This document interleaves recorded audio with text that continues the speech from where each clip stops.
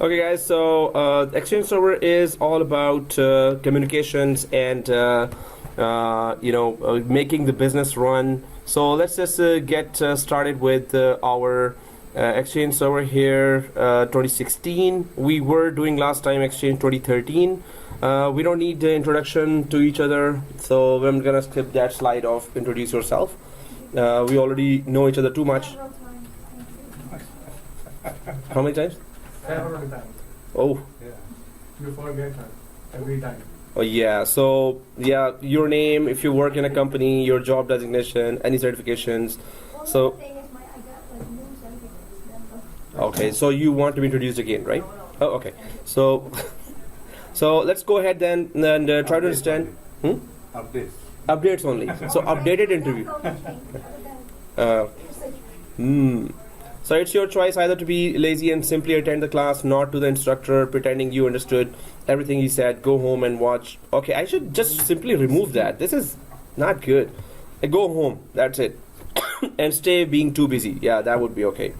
Although I do that, watch movies. Okay, so stay being too busy to have time to study, right? So it's our choice, or we can really work hard, try to understand what the instructor is saying.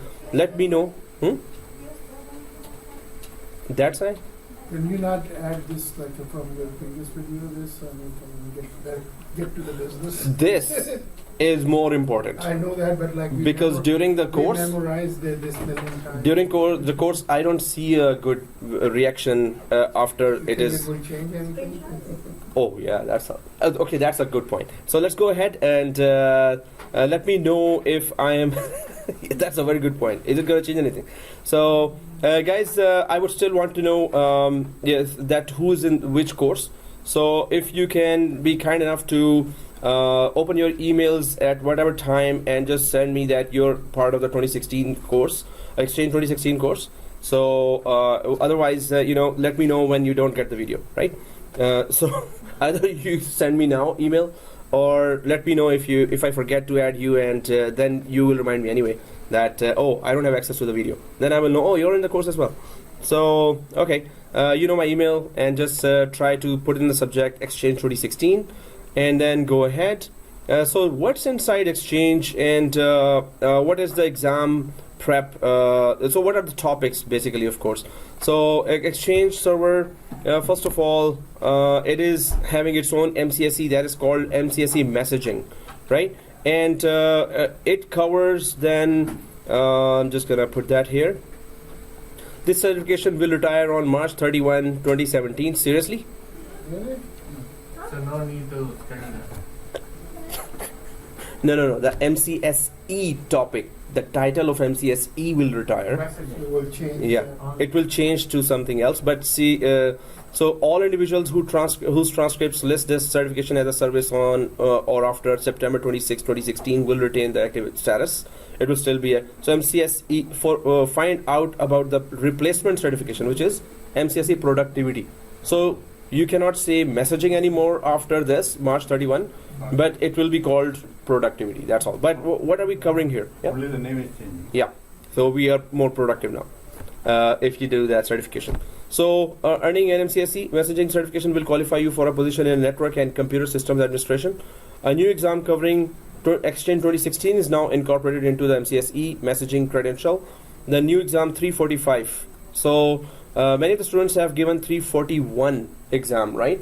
So now it is 345. 341 is for Exchange 2013, and many students have given that. And guys, you will face the question of Exchange in interviews. So maybe you're taking it, oh well, you're here, that's why you're not taking it lightly. But yes, it is very important. So if you have Exchange credential in your resume, that is more attractive than those who don't have that. You might be called, oh, you have Exchange Server as well. Otherwise, all experiences others have, but you have Exchange as well. You mentioned, so they need the guy who can handle Office 365 Exchange as well as this.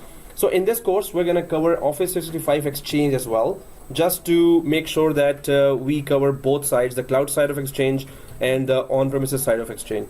So then you can say that, yeah, you give me Office 365 or this one, I'm just gonna be able to do that.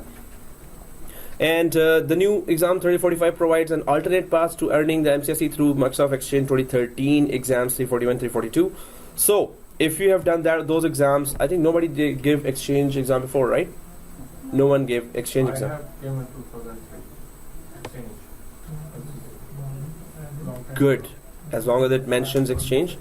But upgrading would be very, very crucial, very beneficial at least for you. That pursuing the path or give the certification, it's So even better. the people who have done like 2003, what they have to follow the path to upgrade? Oh, you have to do new. I mean, there is no upgrade path to that. Yeah. From 2003, you can understand, right? It's way back. Yeah. But till Exchange 2010, it was available. Now it's 2016. So 2013 and 2016. So even then I had to, at that time, if I go for 10, I had One. to give one exam. No, even then is a one exam. No, even one is. Then is that was upgrade. This is actual 2016. Yep. So you're right about that. So okay, guys, let's go ahead. Managing Office 365 identities and requirements is one course. Enabling Office 365 services is another course, and both have. So what does MCSE incorporate? Then it has two Office 365 exams, 365 exams for Exchange MCSE productivity. The exam codes are 346, 347, and there is that designing and deploying Microsoft Exchange 2016, which is exam 345. So guys, if you are doing Office 365 or have done Office 365, you cover major portion of MCSE. If you have done the exams, right, then you cover major portion of MCSE productivity. But this is an exam. Actually, this course is for Exchange 2016, but I'm gonna include Office 365 Exchange as well here. So we get the experience of both worlds, and you could just put in the resume, right? Merci beaucoup. Right. Merci beaucoup is in French, right? Okay. French. So 345 exam is the one we're covering, but we're going to cover 346, 347, just the Exchange portion of that. And if you cover that, you have good credentials then for Office 365 as well. So what Right? is the certificate for this? What we are studying? 340. So for this is 345. Certification is 345. The number will change, I guess, after March 31st. No, that will remain the same. The productivity, Only the name will change. yeah, change will change. We Name will joining- change. 345, yeah? Are we joining the domain and all that? in our Without that, Netplus- Exchange will not. Netplus.domain.logo, or? Okay, net plus domain.local, guys. It's now kind of a mixed environment. I hope everyone is on the same page. So I'm just asking. Yeah, net plus domain.local. If you're installing a domain. Yeah, Azhar, you were saying? For this exam is a 7345. Yeah. And for the one if Three- coming after that, like 2016 server. Exchange 2016 is 345. And 2012. Exchange 2013 is the previous one, which is 341. 341 and 345. Yeah, but market would really be looking for Office 365 skills as well. So I'm going to include that in this course. Even if they're not there, I'm just going to include because this will be really beneficial for you. Okay, let's go ahead. And this was the exam related information that it will be MCSE productivity if you give 2 Office 365 exams, 365 exams, and 1 on-premises Exchange 2016 exam, right? So let's go ahead now with a slide here and try to get it up and running. Hey, your labs are done, but my labs are not done. So, wow, we should be seriously on the same page. Okay, I'll stop this introduction and continue the lab because if you're done and I'm then creating the lab, that will also, then you will say, hey, teach, what are you doing? We're done.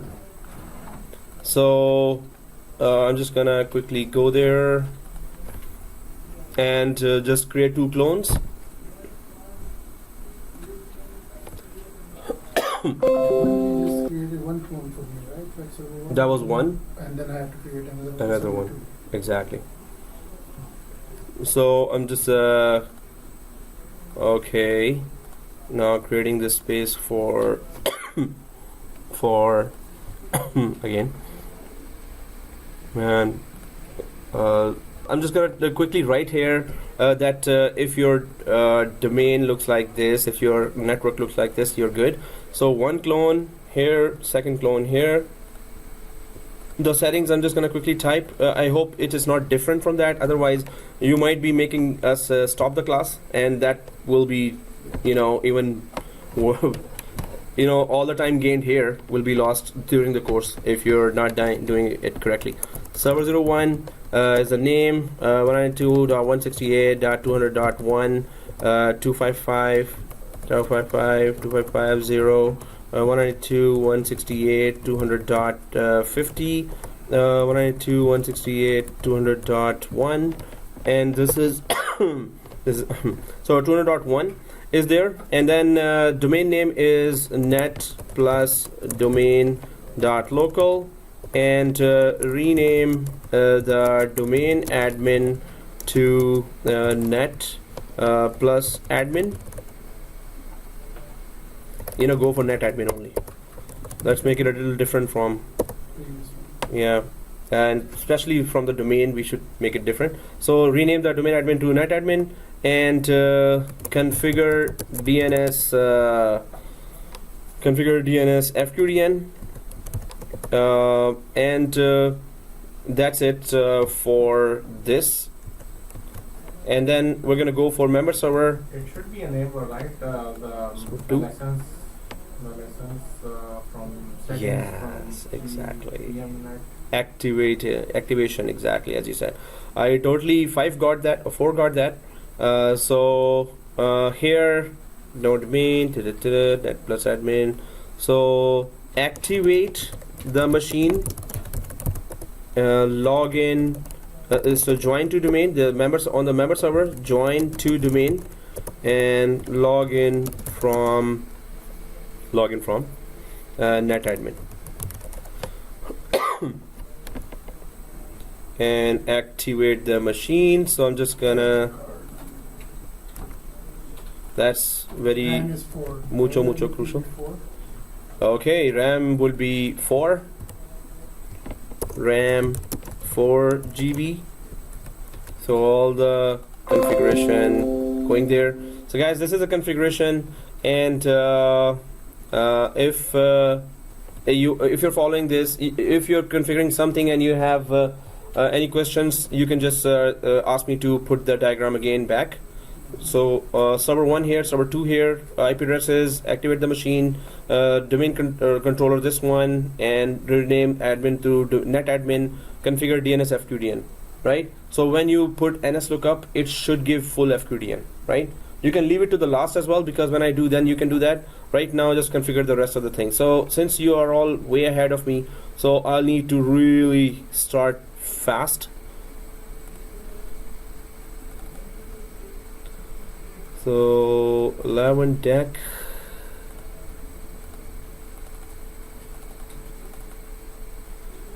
Sunday class.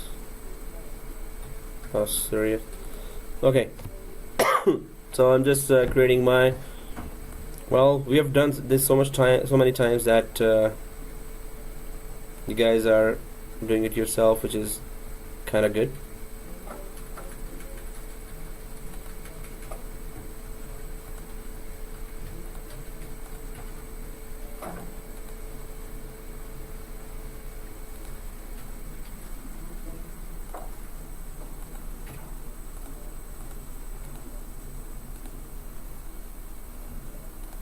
Wow, it's too quiet in the class.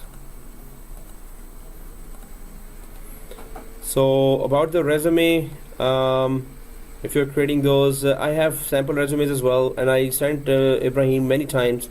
Oh, okay. So, did you check it? Did, yeah, I responded to it. Yeah. Oh, okay. That. So. No, but I'll go to the sent item and I'll send again. No, Don't worry. I got it. You saw it? Yeah, Now you saw it it. went to the different folder, so that's a folder. I created a folder from these layer. The user is net admin They have a contract with them. that we need to rename. Doesn't matter inside is it up or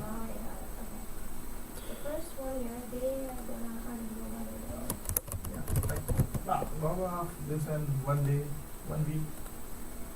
Suppose some guy was off for 1 week, this and you for 1 week. Okay, creating server 1. I have to still do the commentary for the video and trying to get the machine activated. Right click, refresh. I hope you have activated the machines, everyone. So at the end of it, when I've done my lab, I'm just gonna visit your machines and just check basic things, and then we can go ahead just to make sure that when we do Exchange server installation, we don't miss any of these points of the basic lab. That has been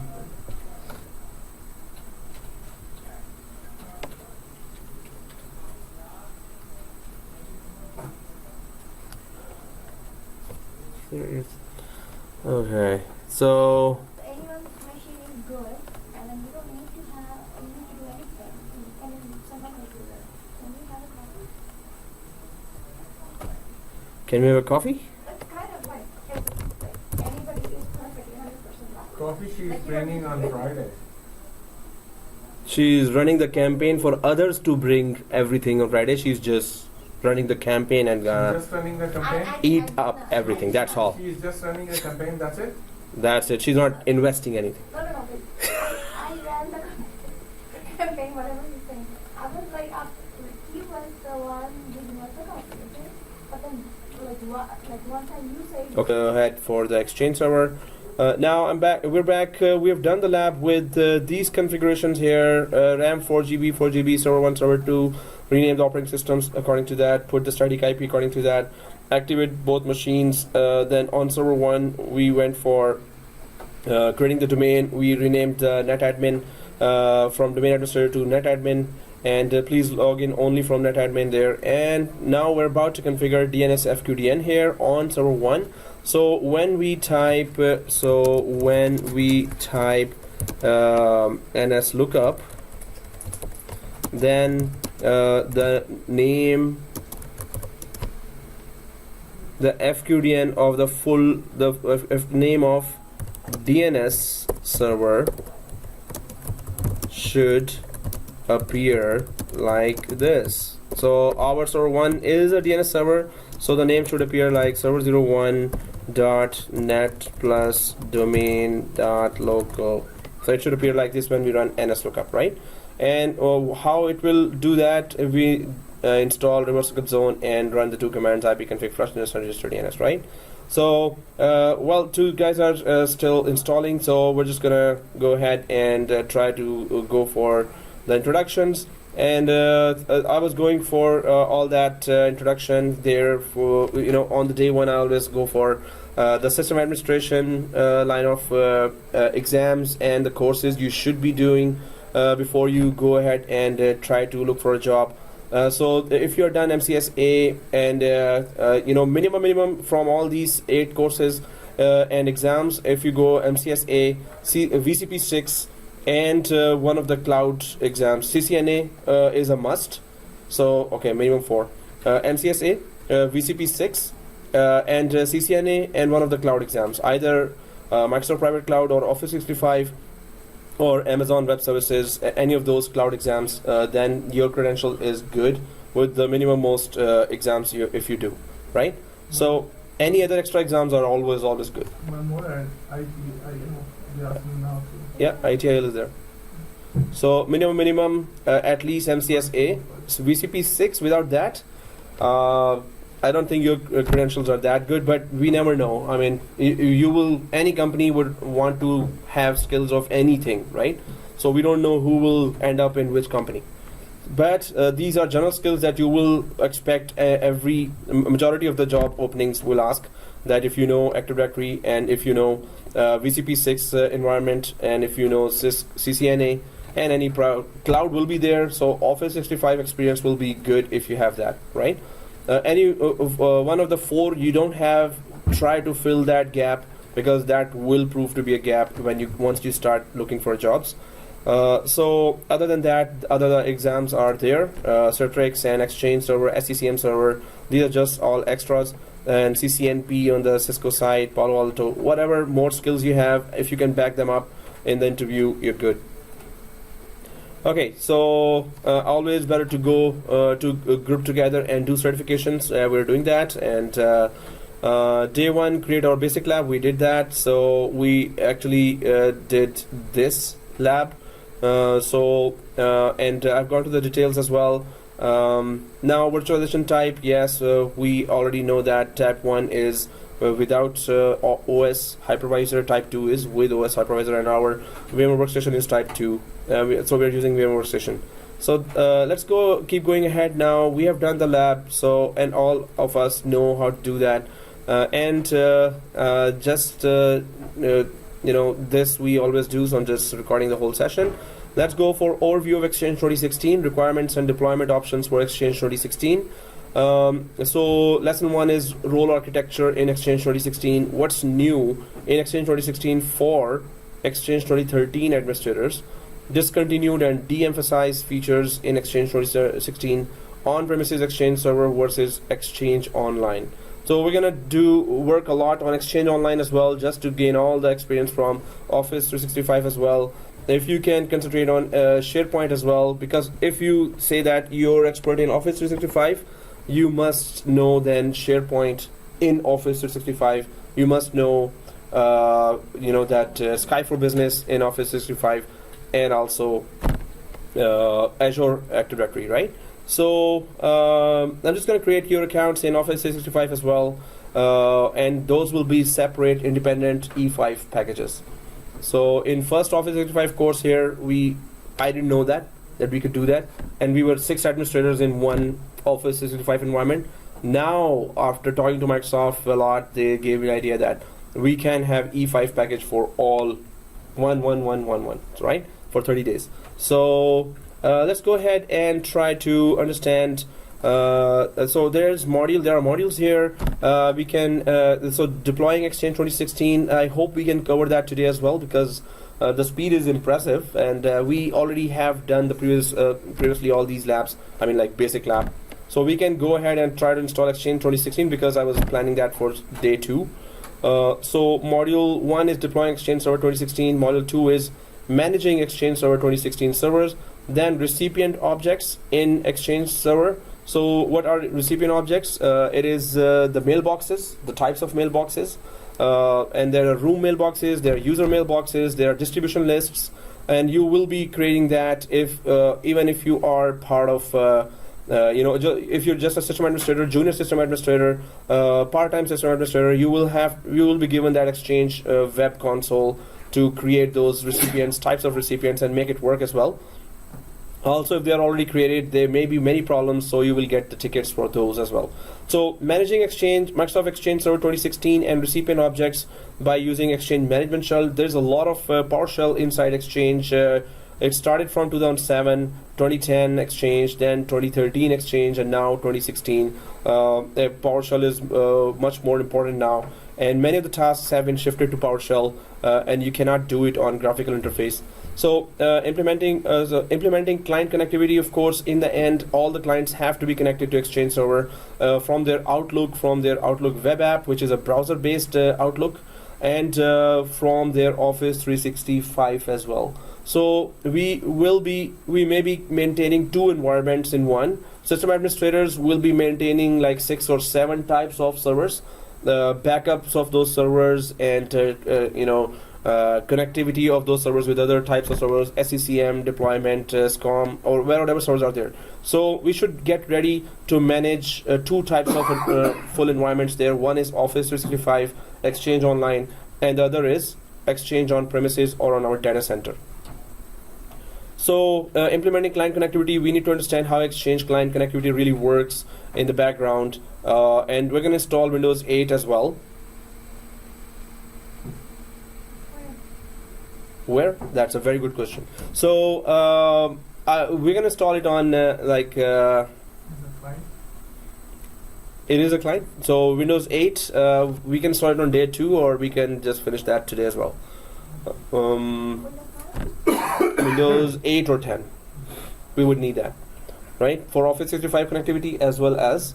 But let's do it on day 2, because today we're just doing the server-side task. So Windows 8, we can do it even after the class in next 15 minutes. So implementing client connectivity, how clients connect to Exchange from Office 365 as well as from our on-premises Exchange. So module 6 is about managing high availability in Exchange 2016. Now this is the portion, high availability. If the companies have Exchange server on premises inside the data center, they would expect you to know all about it. And we're going to crash the server, and we're going to still see the emails are coming and going, right? But if the company only has Office 365, this part is gone. You have no responsibility of handling anything high availability, right? Because Exchange servers in Office 365 are being handled by Microsoft experts, right? Implementing disaster recovery for Exchange 2016 as well. This is if you have Exchange in on-premises, and medium to large size companies, you will see Exchange servers still on-premises. So maybe in next 3 to 5 years, maybe everything goes cloud. But many companies are, some companies I've seen actually coming back from cloud. After gaining some cloud experience, they just recreate their servers on-premises again. So some of them, many companies are still going cloud, but they don't put everything on cloud, right? If it's a medium to large size companies, they always have on-premises environment. So you will find Exchange server locally available in majority of the companies. So, and, okay, so yeah, I'll always practice that. Configure and managing message transport. So we need to understand how the email arrives inside Exchange environment, and then where does it land, which component tries to drop it to the mailbox, and etc. All the other things, right? So configuring antivirus, anti-spam, and malware protection. Antivirus, of course, we need to have server-side antivirus, anti-spam, and malware protection are there available, built into Exchange 2016, 2013 as well, 2010 as well. So and it's not necessary that you will see Exchange 2016 there in the in the companies. You will be mostly seeing Exchange 2010 and 2013, right? Yep. So let's cover the most important part while Ali's gone. So here configuring, so implementing and managing Exchange online deployments. This is one portion there. So Exchange Online, of course, is Office 365. So we're gonna. It is part of the course as well, but we're gonna do a lot more than what they require us to do. So we could try to say easily that yes, we know Office 365. So how online deployments of Exchange and how do they communicate with each other on premises and online? We're gonna try to do that as well. Monitoring and troubleshooting Microsoft Exchange Server 2016. If you don't have your eyes on the running of Exchange or different components, if you're not monitoring, you're not a system administrator, right? So monitoring should be very, very good. As soon as the problem arrives, you should know right away. If you know a little later, the problem will be intensified, and maybe thousands of users will be disconnected for longer time because you responded late. So monitoring and troubleshooting, then how do we troubleshoot Exchange? That is one module. Then securing and maintaining Exchange Server 2016, how to secure and then do daily maintenance and management of Exchange.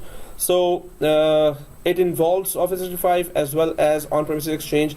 Let's get going with our Exchange installation as well. If we start now, then we will be able to finish by the end of the class today. I was planning to install that on next class, but it's good if we are already done with our network, we can just go ahead with Exchange as well, right? So it's gonna be a little, well, it's not very complicated, but of course we're gonna run into some kind of some errors. So we need to, while the installation will go on, we're gonna go for the architecture of Exchange. But if we are all done with the lab, are we? So Join the domain. Right? Join the domain is done, renamed, activation is done. FQDN is not done. Renamed. FQDN is not done. Only FQDN we need to do together. That's why I'm waiting for everyone. So Azhar, join to the domain. Okay, renamed and static IP. Okay, guys. So we're just gonna go to the last task here, which is configuring DNS FQDN, right? So this is name resolution is very important. Now we're going to connect to Office 365 as well. So in that case as well, we have to make sure our DNS is working fine. So on server 1, let's go there and do this 3 steps and just make sure that our DNS is working fine. So everyone on server 1, and make sure you're logged into NetAdmin like this. Oh, okay. So let's just log in from NetAdmin, sign out, and sign in. Only use NetAdmin. If you're using domain administrator, you should be ready for bringing coffee, right? So NetAdmin. So if you're logged in from NetAdmin on Exchange on server 1, everyone logged in from NetAdmin server 1? Yes, no, maybe? Yes. Zar is logging in, Ali is logging in.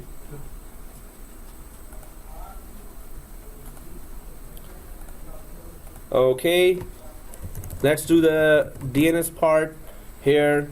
Once we log in from NetAdmin, please open the command prompt admin here. So you can see on the board the command prompt admin. So guys, command prompt admin, and then we're just going to go for NSLOOKUP here. NSLOOKUP tells us if what is our DNS address, the full FQDN, and the name and the IP. And when you run NSLOOKUP, so everyone opened the command admin, right? Enter, and if this is coming, we have to fix this. And especially for Exchange server, reverse lookup zone is very important. We're gonna create that reverse lookup zone, and I'm gonna explain why it is important for Exchange server. So if this is the answer, first of all, let's just fix our IP address. Yeah, we have the IP address. So your 192.168 is coming, right? 200.1. One is coming, so that's good. For those it's not coming, let's go to local server. Let's go to our Ethernet 0. Ethernet 0 properties v4. Just change it to 192.168.200.1. Right? Press OK, and go to command prompt and NSLOOKUP again. So Control C out of it,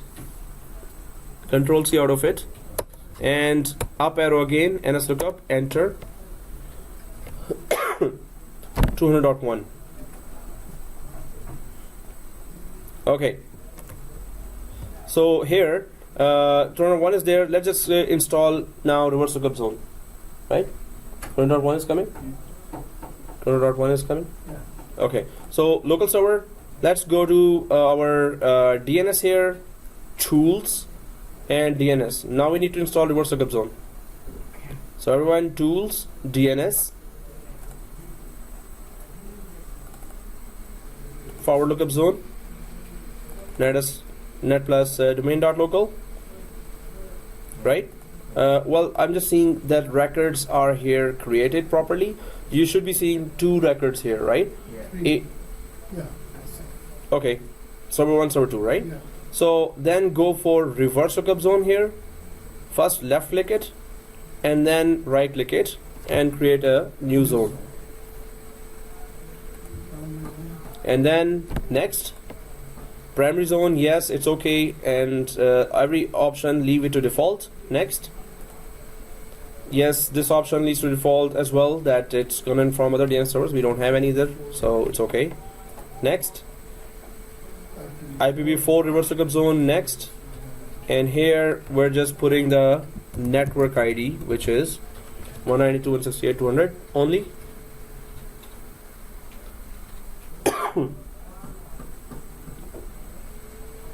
And next, allow only secure dynamic updates is the best option. Next, and activate, right? Finish. Okay. Let's and finish.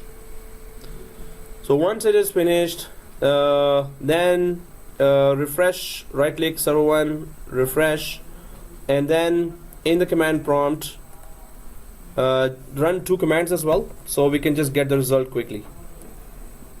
So what are the 2 commands? ipconfig flush DNS space / flush DNS, like this.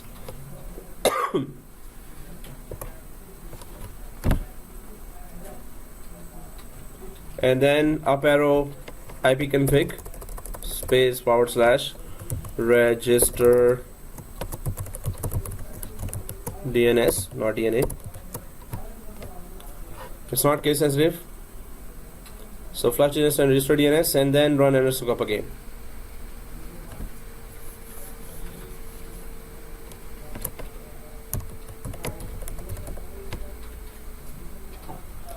Right?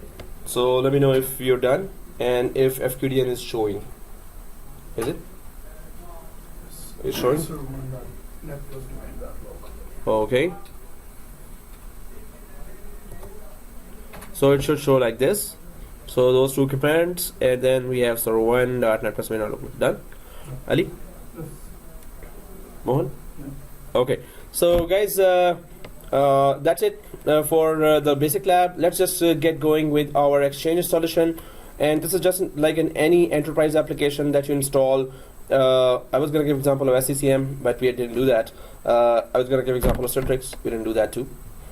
Okay, so yeah, always there's a brick coming.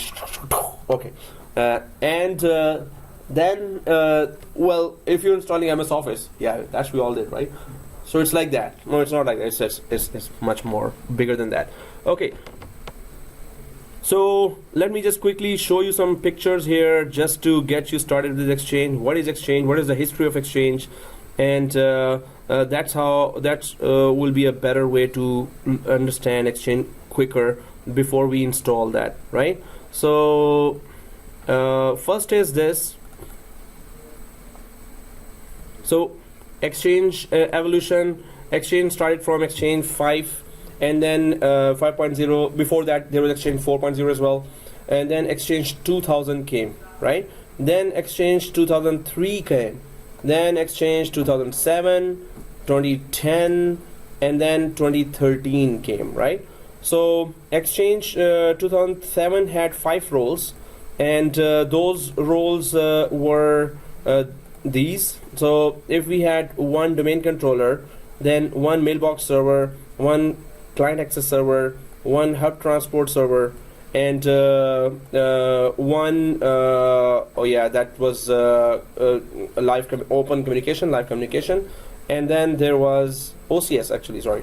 So and then there was that transport edge transport server. So let me just put those names here. This is how Exchange evolved. This is from Exchange 2007 I'm talking about. Before that, Exchange 2003, there was just front-end server and back-end server. So there were just 2 servers. But Exchange 2007, it started with this, and then now you're going to understand what big features have changed, or at least when it comes to roles, what changed. So there was mailbox server role, and this if you talk about Exchange in the interview, they would expect you to know all these roles. Then there's hub client CAS role, or client access server role, and that's the second server. Then there is that hub transport server role,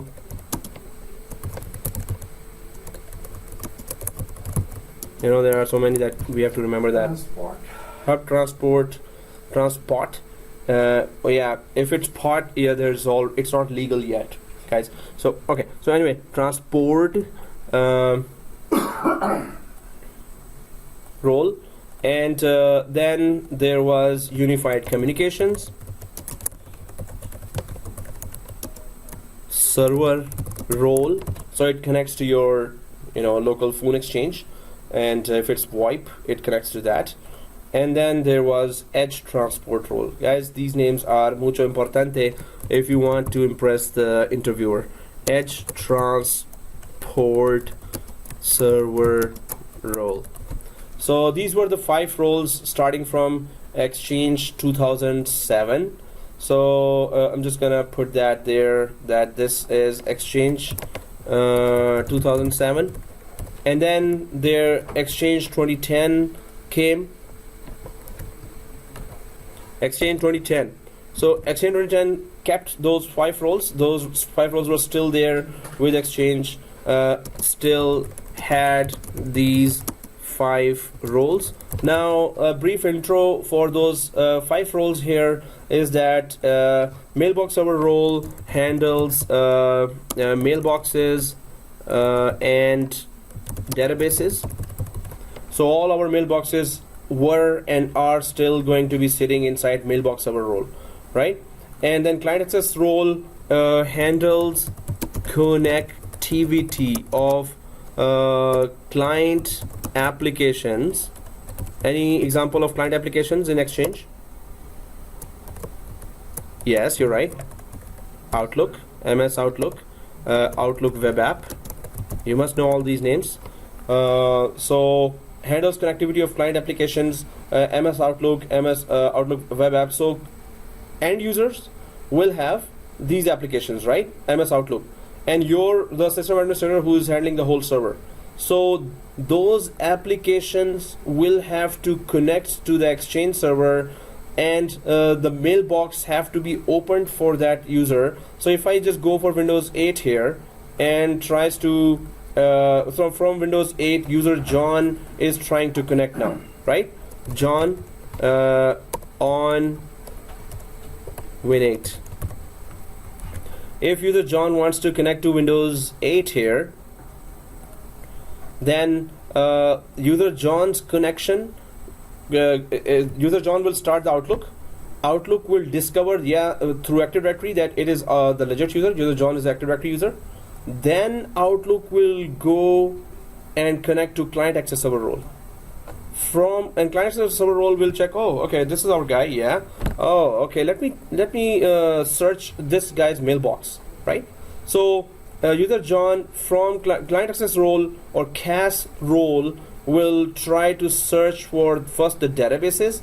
Suppose there are 3 or 4 databases. I'm going to create many databases there. Inside those databases live mailboxes, right? So I'm just going to be asking this one-liner from everyone. So here, if all the mailboxes are there, so mailboxes are there for user John, other users, and then what happens here is that user John first database will be searched by CAS will search the databases. Then within the database, suppose database 2 has user John's mailbox, so CAS will go and redirect the connection to database 2 and to the mailbox number, whichever inside the database, that is user John's database. So CAS will search and then connect to mailbox server, and inside the mailbox server to the databases it will search. Then inside database, oh, user John is in database 2.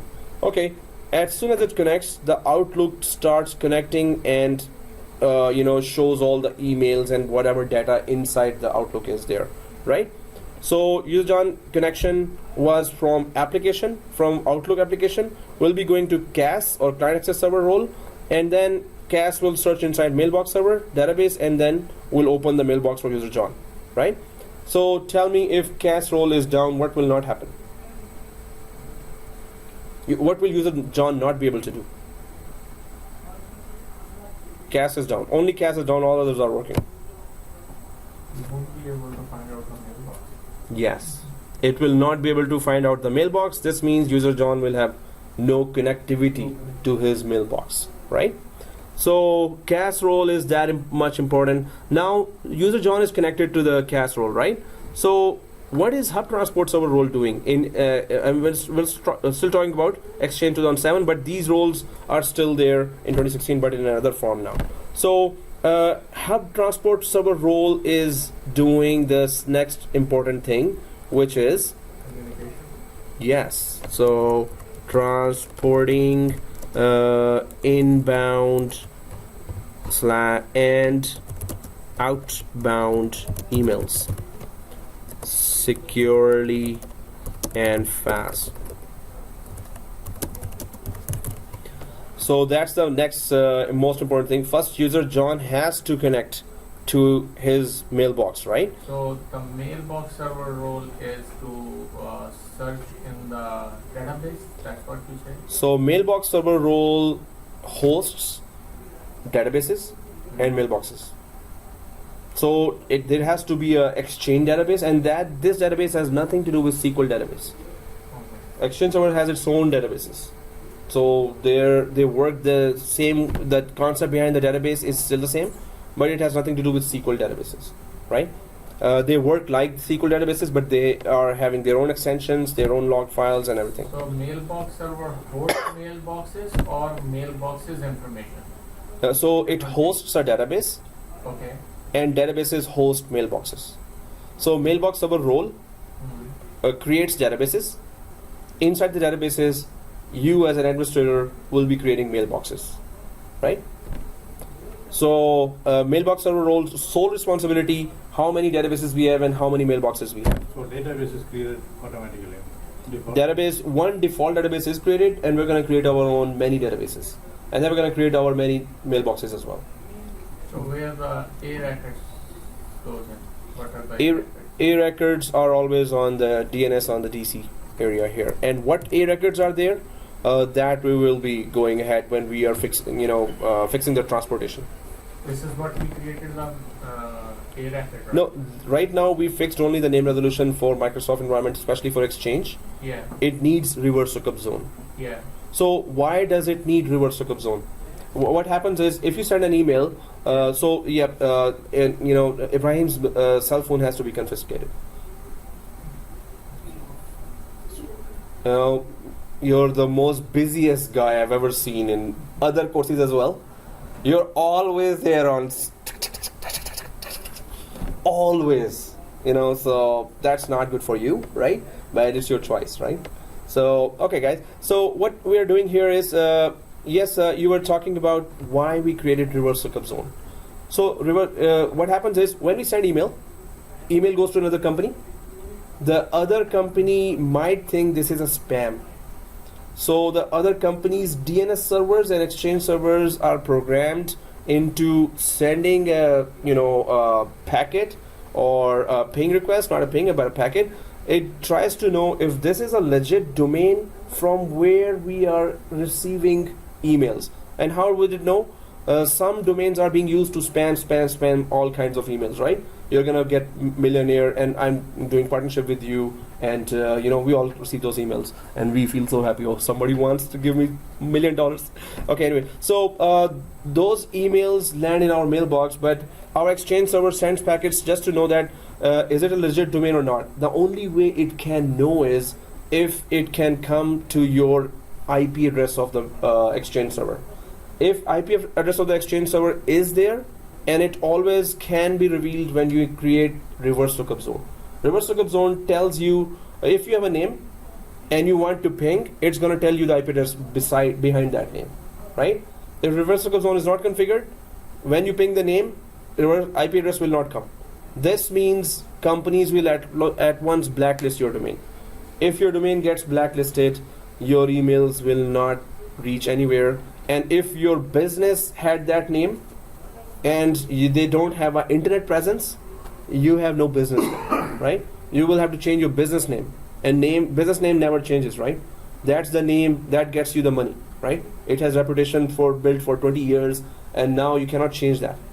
So if the emails are going from that business name, like CNN.com, so Azhar@CNN.com, you're sending an email, but if there is no reverse lookup zone for CNN.com, that will be considered as a spammer. And there are many online databases that are being maintained regularly every day, and many hundreds of websites across the internet are being added to the blacklist. As soon as those databases add that blacklist, they not only update each other, all the planet's Exchange servers and any messaging servers, Office 365, any other, they all consult those databases to check who are in the blacklist. And then they reject all Exchange servers who are connected.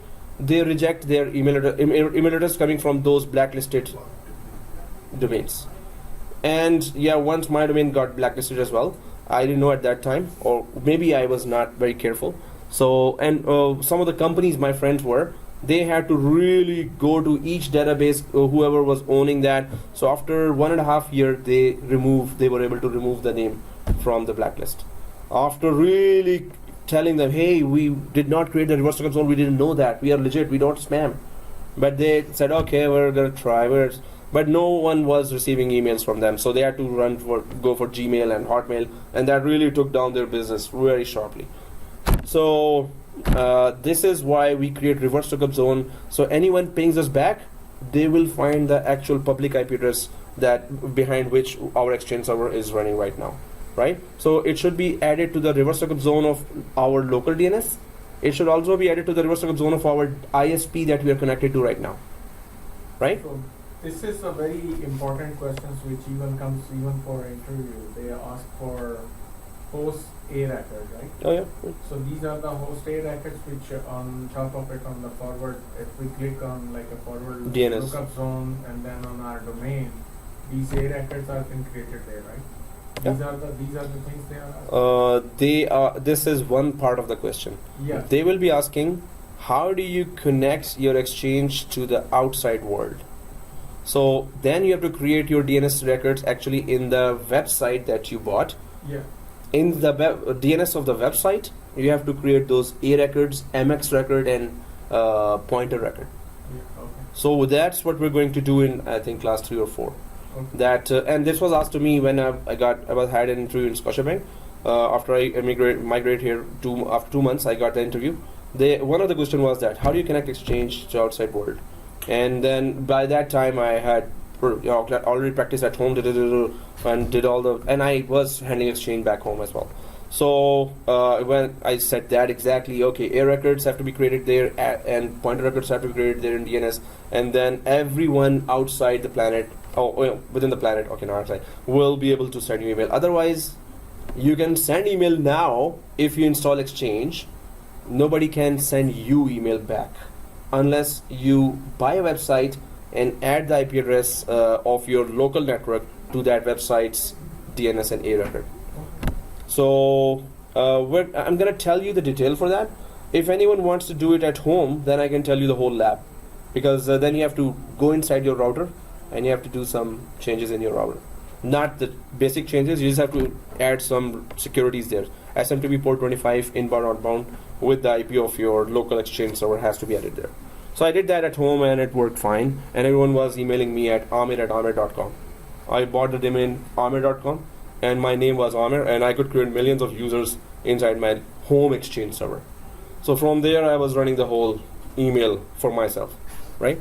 So that was very, very cool. For a certain time I kept it running, then I was like, okay, who cares? So, but you can run your whole business by that, Exchange server at home, and whoa, cool. Anyway, okay, let's go ahead, and this is, we must understand the responsibilities of, so mailbox server role handles databases that handles mailboxes inside the database, right? We're gonna check that as well once we install Exchange. Client access server role connects all the users to those mailboxes that are sitting inside the database, and the databases are sitting inside the mailbox server, right? Transport server, when user John receives or send emails, it's the responsibility of the transport server to securely send it outside or receive from outside and put it inside the mailbox of user John, right? Transport server's main responsibility is to send and receive emails properly. And unified communications is all about it connects to your phone services, either what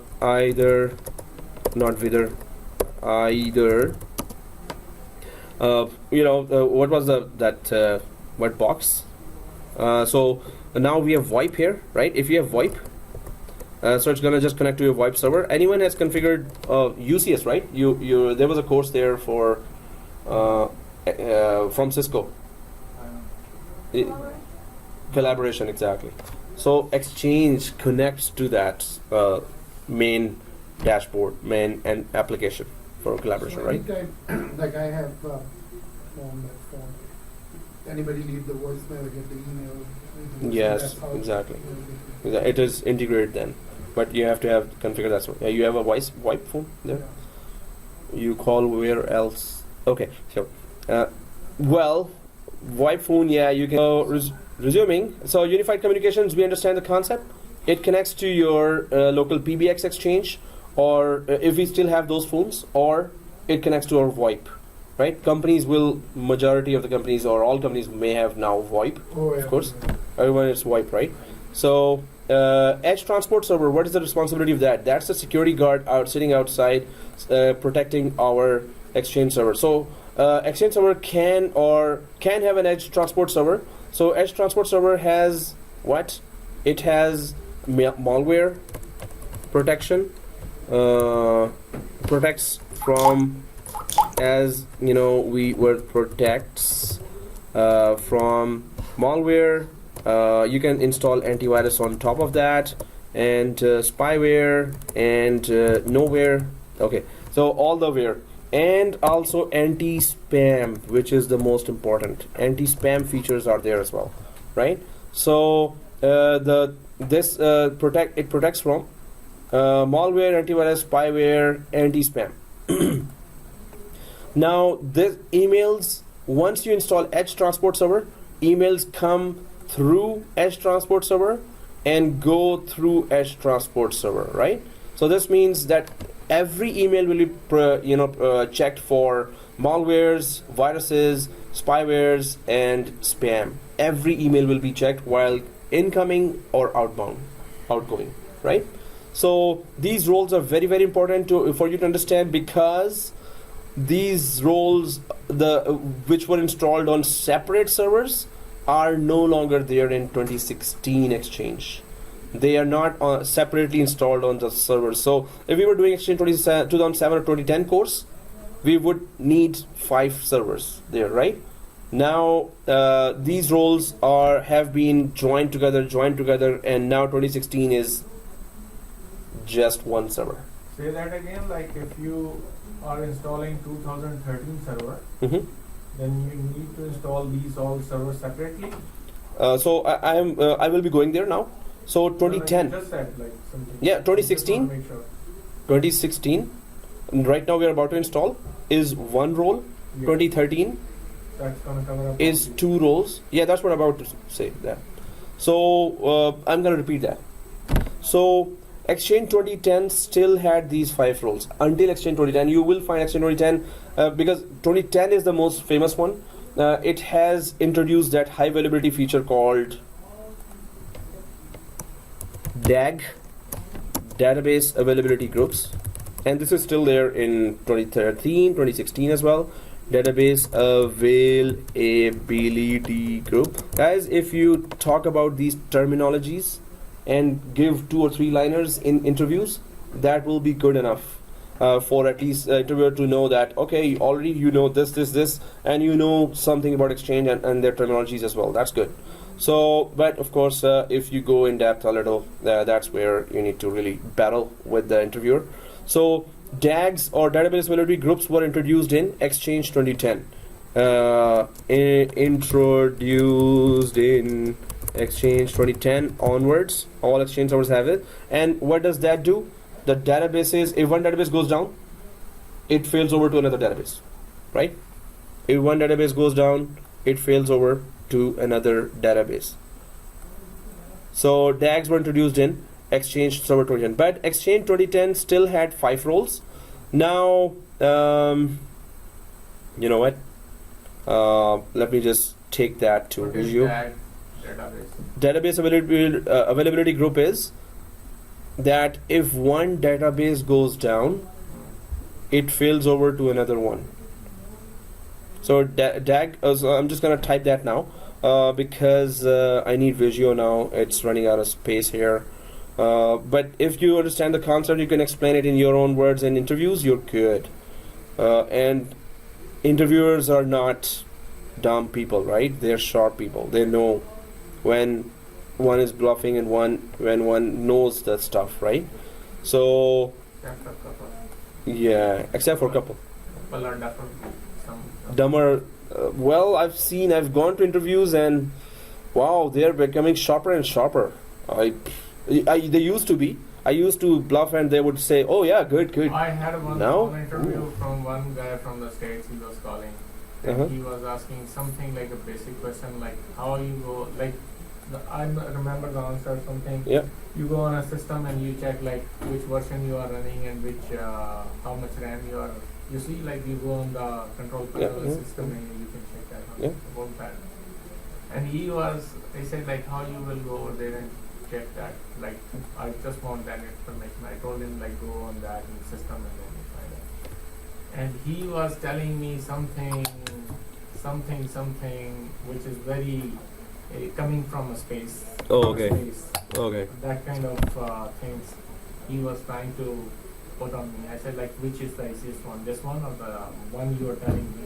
He said like, the one I'm telling you is easy. I said, Well, he even if he's wrong, he's right. that's what I said to him. Oh, you said to him. Because I know he's not gonna hire me, so I just blunt. Well, we don't know that, guys. That was. You know that Scotiabank job? I was 200% sure they're not gonna hire me. They were like, the impression they gave me, they were like this, and some other question, like this, and like this. They rolled their eyes as well. I know, I knew but they would not hire me. there are Second day, couple they of- called me. I know, but So we don't know. I know a couple of my friends, and they were doing like. Mhm. They are like. Let's go, guys. Resuming now, and this is the whole diagram that tells about that what are the 5 roles there. But now I need some space to actually go for what are the improvements and what changed. So about these roles, if I go and start typing now that in Exchange 2010. So Exchange 2010 had 5 roles. 2010 had 5 roles. It's written there. 5 roles. Exchange 2013 now has 2 roles. So if I say 2 roles, then where are those 5 roles? 2013 has 2 roles. 2001. Oh, 2010 has 5 roles. 2010 has 5 roles. 2000. Okay, if we just keep the perspective of history, Exchange 2007. Okay, has 5 roles. So Exchange 2013 has 2 roles, and Exchange 2016 what? Has no role. Has 1 role. So 7 and 10 have no changes. To be installed, yeah. To be installed. 1 role to be installed. But So they consolidated everything. it's not like they removed the roles. The whole thing is now a service. This is everywhere, like Yeah. consolidation. Consolidation. So 5 roles to be installed, then 2 roles have to 2 roles here in Exchange 2013. But which roles are those? Mailbox, server role, and CAS role, client access server role, and then the whole thing is now installed in mailbox server role. So Right.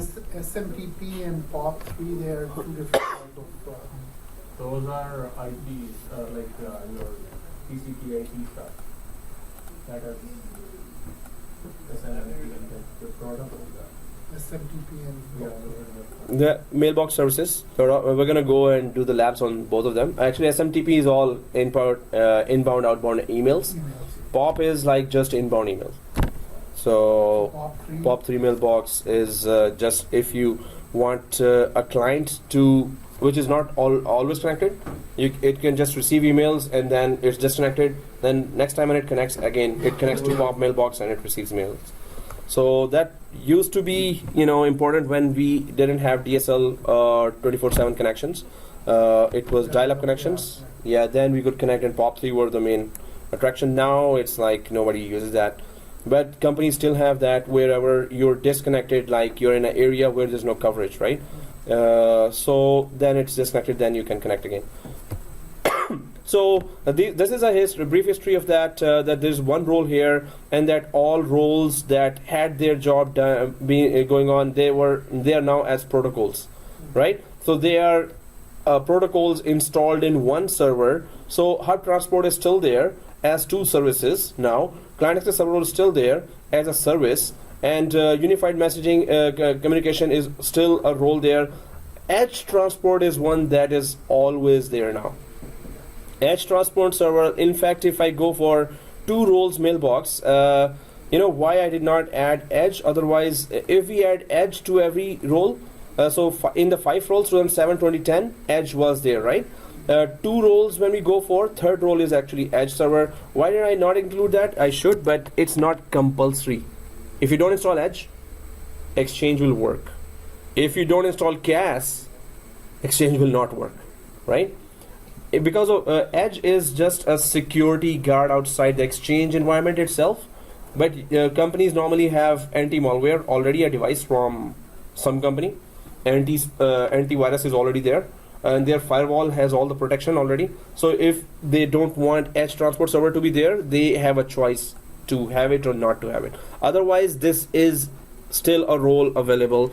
Edge role is optional. Some companies prefer that, some company, because it is Exchange specific role, and some companies say that, oh, we already have that functionality in other appliances we already bought, right? 7 and Exchange 7 in the Exchange 2010. Mm-hmm. Edge role is optional in also in that one, or it's compulsory in those? Again, optional. It had always been optional. Okay. Yeah. So we can say there are 4 roles in 2007 and 2010.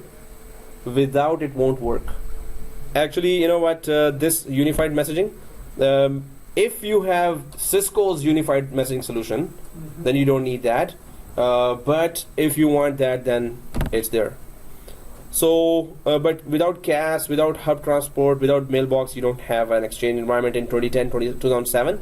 And here, without CAS role in 2013, you don't have anything. You cannot install Exchange. And now, it's only one mailbox. Mailbox server role or one Exchange server role, so edge role is optional there if you want to install, if you don't want to install, right? But we need to learn how to install it, so we're gonna do that as well. So let's get going with our Exchange server installation so we could finish in time. One question here. Yep. These roles from Exchange 2007 Mm-hmm. to 2013. These roles, we were installing them like as the Active Directory roles. We install in Active Directory roles and features, right? It is like that, exactly. Or do we install these one on a separate server? We can install them on separate server as well. Just like DNS, we can install on separate server. DHCP, we can install on separate server. So if you install They can also these be. one on a separate server, which one is the most one likely to be installed on a separate server? Like All. Any one of those. So we're talking about which takes most space, like a mailbox server, Mailbox or client access Mhm. server role. That's so mailbox server role in, if you're talking about 2007, 2010, yeah. all these roles could be in one server as well, and they all can be on separate servers as well. Alright. So 2010 and 2013 also, they can be on 2 servers or 1 server, but 2016 has no option now for separate roles. 2016 is just 1 server. Edge transport, if we want, it's a separate role, right? So okay, let's take a break and then we come back. Guys, we need to still install Exchange, so 10 minutes only, please. As if we can start installing Exchange and then take a break if you want.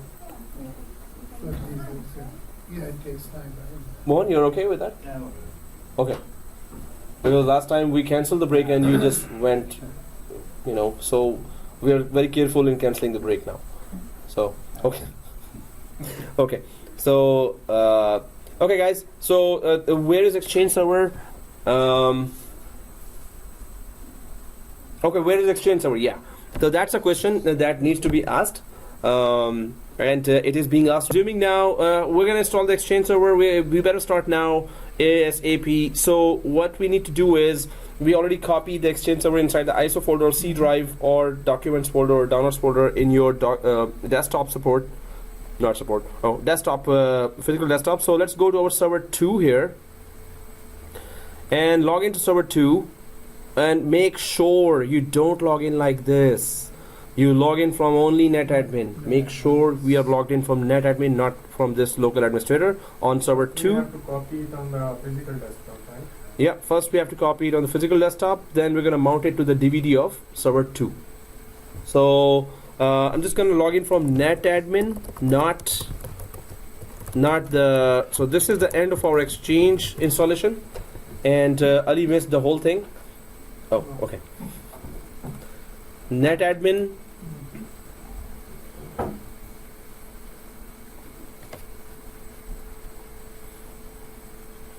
Okay, guys. So the server 2. We're just going to install Exchange server. So first thing, please make sure it has internet connection.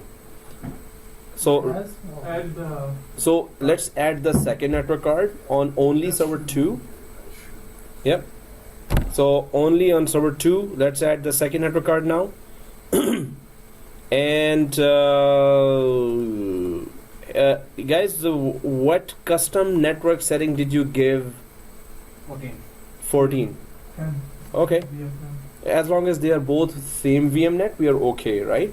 As long as they are both same VMnet on both machine. I'm going for 10 or 14. It's up to you. You whatever setting is there, it doesn't matter. So If second network card on Yeah. server 1, yeah. So 2. 10, server 1, server 2. Server Server 2. 1. server 2. So we are setting network card on server 2 because we're gonna install Exchange server on server 2, right? I was just changing some more settings other So than server 1 we are not changing. Nope. Server 2. So server 2, let's go to server 2, right click and add the second network card like this. And The net one or only for VMnet 8, the second one, custom VMnet 8, and then press finish. Okay.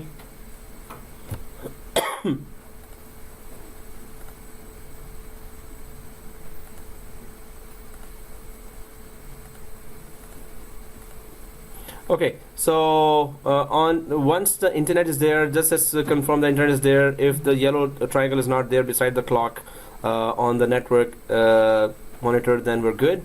Let's go ahead and try to install the Exchange server. For that, now we need to mount the DVD or mount the ISO to the DVD of server 2. So how do we do that? Right click server 2, settings. Right click server 2, settings, DVD like this. So for second network adapter added by everyone? Yes. Okay. And then go to the DVD as well on the same server, and then go to browse. Now wherever we put the Exchange server, we're just going to go there, and this one, Exchange2016 CU cumulative update or CU1. So double click that, press OK. Connect to the internet. Check for Are you copying this Exchange folder from desktop to? No. So is it on the desktop, physical desktop already there Yeah. inside the ISO folder, or No, I just copied it. Exchange IU or something. okay, ISO right there Yeah. in the physical desktop, right? Yeah. So now right click server 2, Okay. go to settings, Okay. and go to CD DVD Okay. and browse. Browse to wherever you put the ISO.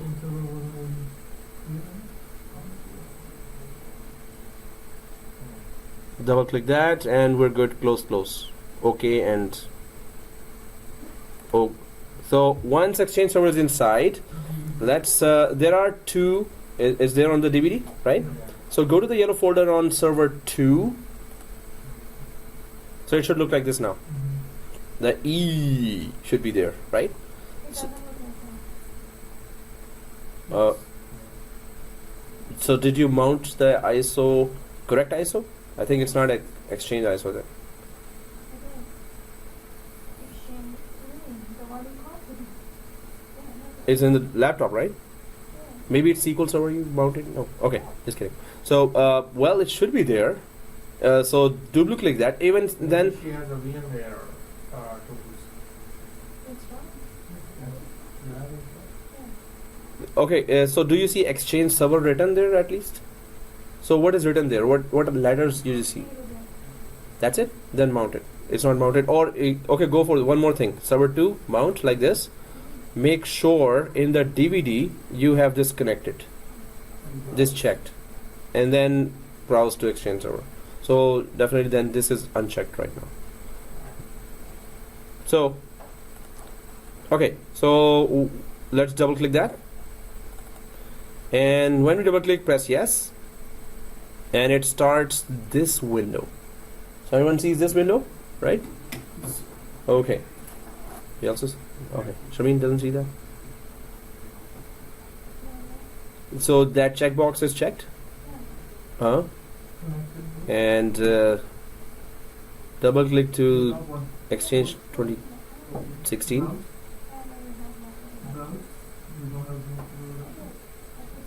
So connect to the internet and check for updates. That's the first option, guys.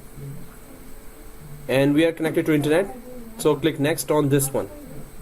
Click next on this one. Next. No updates found. Click next. Okay. It's done, or do you need it? I stopped. Where's the 911?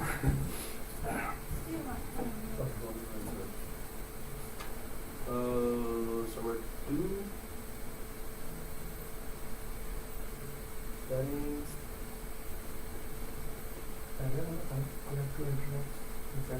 Yeah. No updates found, and then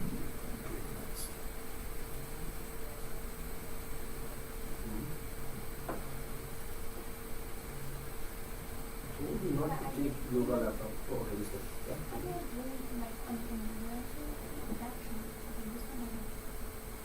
Well,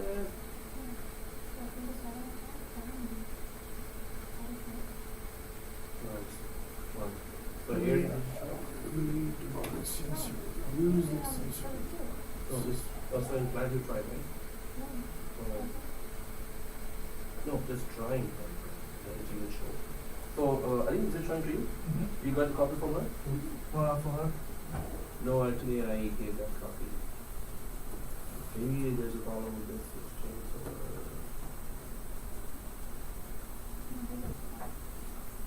Oh, then.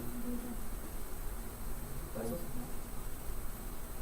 But I copy inside the server too, so I do pick up here.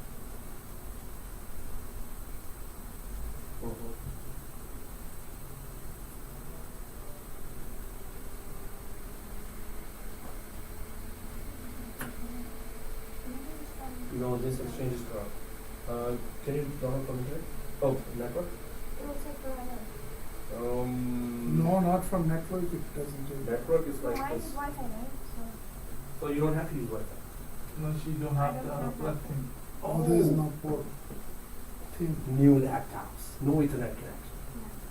There's gotta be a USB to Yeah, USB is to it better? Ethernet port. Try it now. Is it better? Yeah, nothing on mine, see? USB to Ethernet port, right? But if you have to have that dongle. I'm not sure why. Wi-Fi is not as good as. But still, yeah, and it's not copying in USB properly. So try that over the internet. Hey, you can just put it in the desktop there at least. It's gonna be in desktop like this. From there, you can put in USB here. Okay, but yeah, there is another tool called USB to Ethernet. Yeah, you could try that. USB and then the Ethernet connector on the other side. Just then connect, and it's gonna still be better than the Wi-Fi. Like Wi-Fi is further up there. If Wi-Fi hotspot was there, you could. So that's why I'm recording that.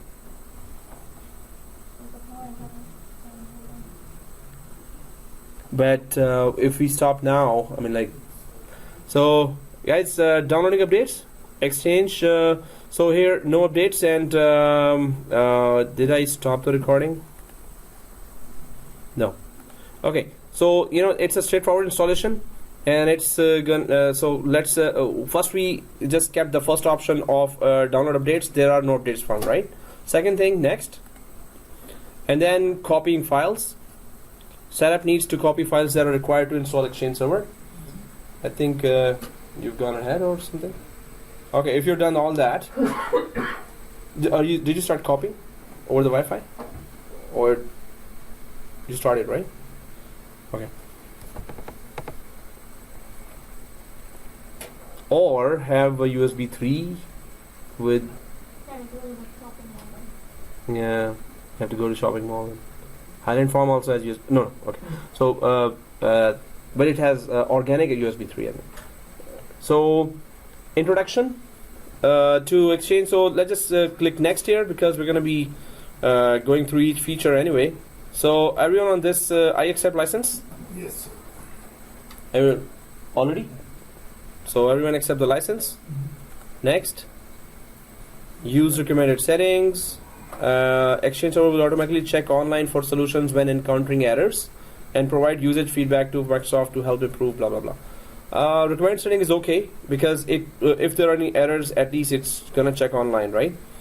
So next. Mailbox role. Now it's saying that server role. We talked about the roles already, and this is the mailbox role we need. Management tools will be selected. Edge transport is something optional in the production environment. For as a course objective, of course, we're going to do that. But of course, right now it cannot be edge transport when you're installing it as a mailbox server. When you click on this So mailbox, we have to others install are it going separately. grayed out. Yeah. Yeah, that's fine. How is that? Yeah. Mohan, you're saying? When I click on the mailbox, others are going grayed out. Yeah. So you cannot install if you're installing mailbox, you cannot install edge transport. So and management tools have to be there because we need to manage. So management tools have to be checked. And automatically install Windows Server roles and features that are required to install Exchange Server. Yes, very, very important, right? So very, very important, those two, right? Okay, guys, one more thing. If I uncheck that, suppose, and I check this, see this? Now it's not gonna let you install mailbox role, Yeah. right? So just to show. So that's why Edge has to be separate from mailbox. Okay, so both options are selected. Let's go ahead. Next. And it's going to install on local drive. We already have 100 GB space there. Or Going for the C folder? Or yeah, in production environment we don't. Here, that's the only drive we have. So we're not doing the E? Oh, that's Physical. so E is the physical drive, right? This is a virtual C drive within the machine. So we are already working on E. Okay. This whole virtual machine is on E. So inside the virtual machine there is only C. So next, first organization. So here it is Net Plus Exchange. Net Plus Exchange, and it says there apply Active Directory split permission security model to the Exchange organization. This just means that if you click that, then you so in large organizations what happens that Active Directory experts or administrators are separate and Exchange administrators are separate, right? So if you click this option, this means that so we're not going to click that, but I'm just showing that if you click that option, so you as an Exchange server administrator will not have rights to do anything on the Active Directory. The Active Directory experts will not have right to do anything on the Exchange server. But if you're in an organization where you're the administrator of Active Directory as well as Exchange, then you keep it unchecked. If you want separation of those permissions, that only Active Directory expert can do anything in Active Directory regarding Exchange, and Exchange guys can only do Exchange related stuff. Both cannot go to each other's environments. Then you check it, but we're gonna keep it unchecked. Why? Because we will be handling Active Directory and we will be handling Exchange as well. Okay, so keep it unchecked, and Net Plus Exchange is the name of the organization. Next. So malware protection settings. So it's it has Ethernet. Cool. I have Ethernet. My one is working, but I'm just putting on the cable. Yeah, that's cool. So malware protection settings here. Malware scanning helps protect your messaging environment. Disable malware, no. So we're not disabling, so we keep the option. So it is going to be installed with Exchange Server, the malware protection. So keep it default, don't change anything. Next. Readiness check. Now it's gonna start giving us Errors. the prerequisites that we need. And I'm just gonna send you prereqs. No, disable malware scanning, no. Yeah, keep it no. So it's gonna ask us do this, do that. So I have put that script on the board on my forum here for Exchange server stuff. Exchange 2013. Seriously? Oh, input for 2016. Okay. Exchange 2016 prerequisites. It's one big script, and that's going to. That's where we're going to copy paste in Windows 2012. Yeah, in Windows 2012 PowerShell. So here, I'm just gonna send you that script.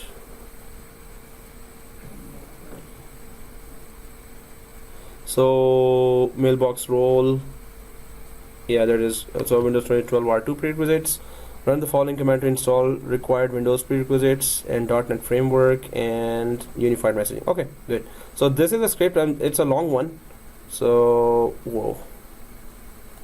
So I'm copying that, and Notepad PW.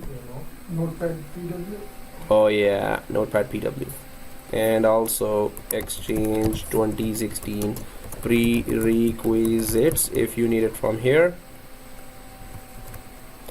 That's a long script. So guys, I'm just gonna give you the address here. A notepad. Yeah, a notepad is better. Why? Because you cannot make changes, only I can make changes. Oh.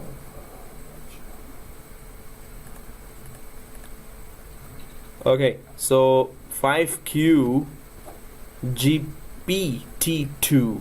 So this is the address, anotepad.com/notes/5QGPT2 GPT2.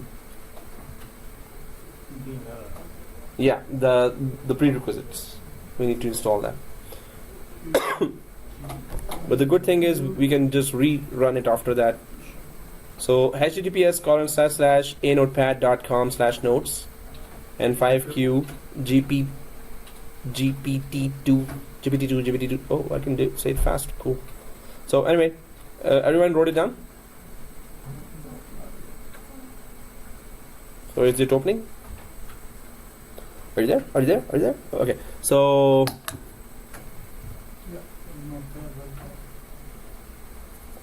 yeah, anotepad.com. You're there? Oh, I still have to create the Google group. I just didn't know who will come, right? So yes, sir. Oh, let me just put it on much bigger. Notepad, right? Yeah, a notepad. So it is this anotepad.com/notes. 5QGPT. Yeah. 5QGPT2. 5QGPT2. 5Q. It's a long one. What? It's a long one. Yeah, it's a script. Are you there? So just copy the whole thing, and we have to paste it in some notepad. The better solution would have been that if you had opened the Internet Explorer from within the server 2, because if you try to paste this script inside the machine in the PowerShell, that might also give problem. So in server 2 we need to run before installing Exchange, so you can do that, right? So okay, so you could do it. You're doing that, right? Running the prerequisite. So guys, I'm just gonna open that inside my Exchange server 2, right? So inside my Exchange server 2. Inside your Exchange server 2. Because that's where inside the PowerShell we're gonna run it, right? So we have internet connection there as well. If we cannot copy this from directly this script from, we cannot, right? So go for inside Exchange server 2 and open the Internet Explorer there, and the same.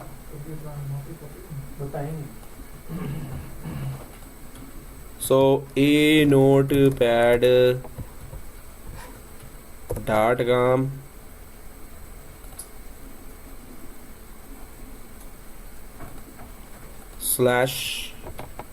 notes slash, now what was the code again? 5G. No, GPT. Yeah, 5QJ. UG. Two. 5QJ, 5QG, 5QGPT2. Enter. Oh yeah, there it is. Thank you. So I'm inside the Internet Explorer, inside server 2 here. Inside server 2. Yeah, node slash 5QGPT2. 5QGPT2. 5QGPT2. Okay, so just copy the whole thing. Collecting data here. Copy. No, open. So within the server 2, did you were you able to copy within the server 2, right? Yeah. PowerShell server is two, getting yeah. there. So it's better to open first the notepad.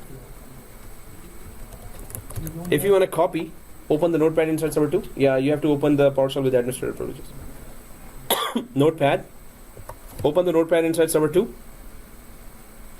Go to run, type notepad. And then if you paste,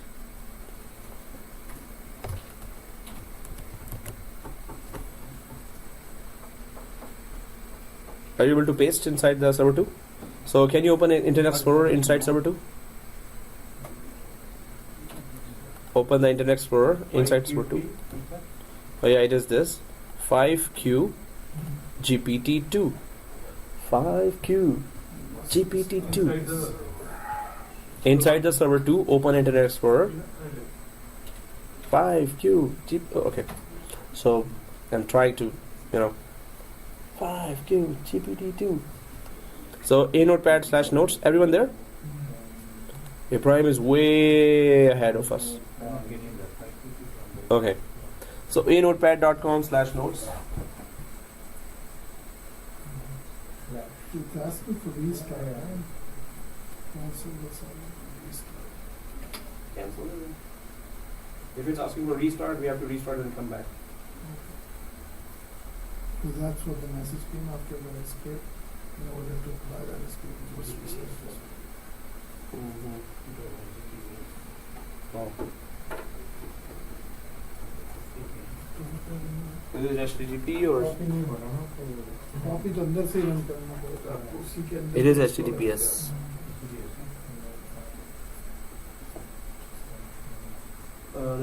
Processing of the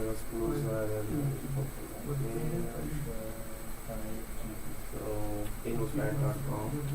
Let's go to notepad.com and enter. What is it? GPT2. Yeah, and then slash notes slash 5QGPT2. Enter. Alright. Okay guys, so once it is there, then we just copy the whole thing inside server 2. Now we need to open the PowerShell inside server 2. So I'm just gonna go inside server 2 here. Oh, it's too big now. Oh, it is 200. So let's go inside the PowerShell of server 2. So I'm just gonna go inside the machine. Here's the server 2 and right click here on the PowerShell and right click here again, run as administrator. So you're seeing that? Everyone seeing that? Run as administrator. Hassan? Did you run PowerShell as administrator? No, my one wasn't open, so I was just behind that. But I opened it. Okay. So, but your Yeah, I copied it inside Oh. the machine. inside the machine. Okay, cool. Then you can open it as an administrator. So when you right click, it pastes there. So it's not pasting. I'm just gonna right click it again. So it should paste So, the whole. Yeah. command prompt should Success true. or Restart me. Oh, from PowerShell. Then we gonna restart? Yeah. Are you opening your PowerShell? Yeah. So open the PowerShell with the administrator.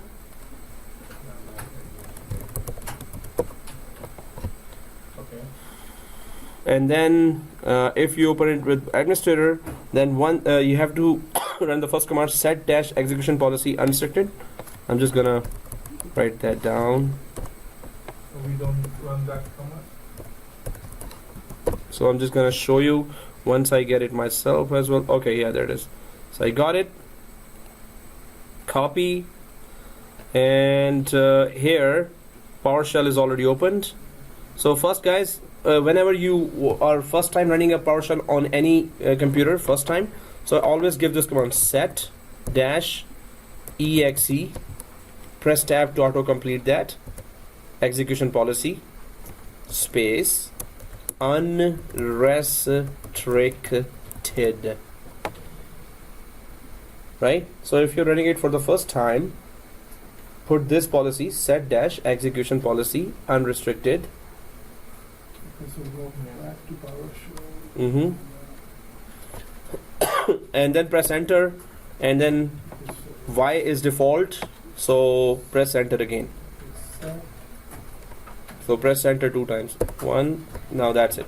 Set dash execution exe, just type and press tab. It will autocomplete. Just exe. Set dash exe,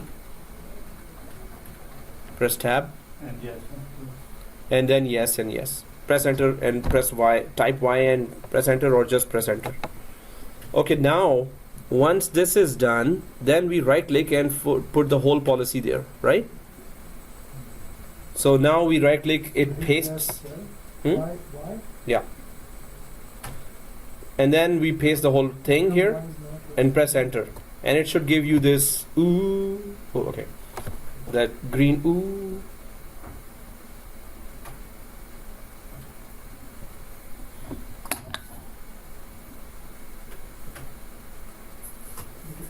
Why is not what nice term? You just type why or yes? Press enter only. Press enter only, it's not going. Execution policies. Unrestricted, right? Okay, Yeah. type Y. When I type Y, it says unrecognized. Enter it. The term Y is not recognized. Then run it again. Up arrow. Execution policy. I didn't get those. What did you get? I get the exit code is no change need, and then features is exclamation mark.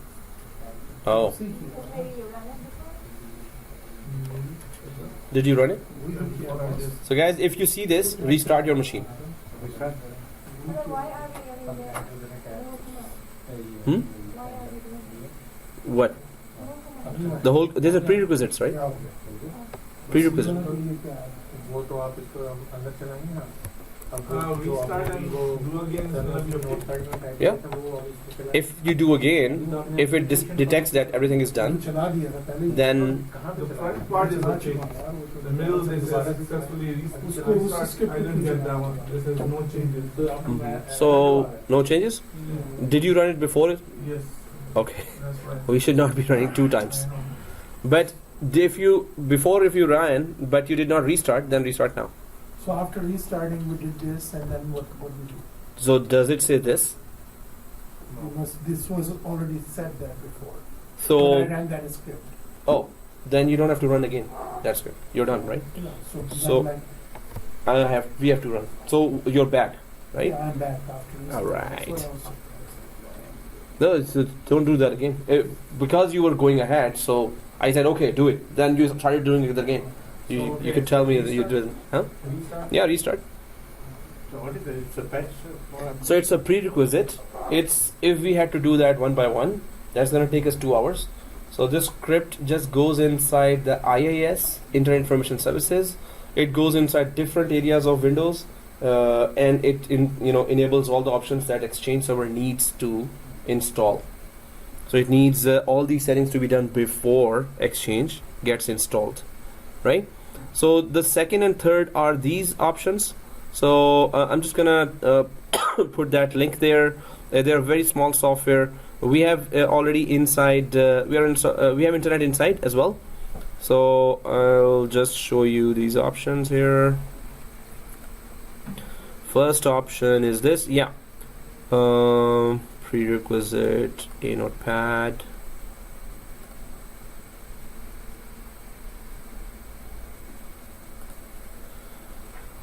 And this is the prereq we created. Let me just show you quickly. Yeah. So this is the first script, right? Second is this .NET Framework 4.6.2, which is the second requirement, and third requirement is Microsoft Unified Communications. Both are very small software. So I'm just sending you the download link for that. Right click, .NET Framework 4.6.2. So if your A notepads are still open, so I'm just gonna update that site, that link, and you can just download this 2 or 3 megabyte software if it opens today.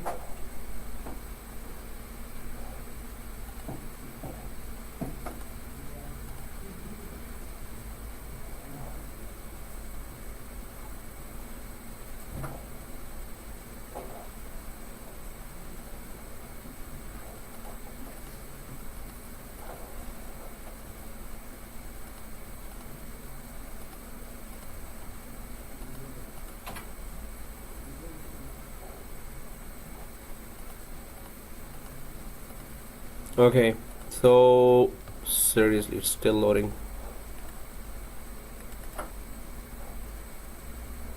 Wow. Okay, if I just click directly.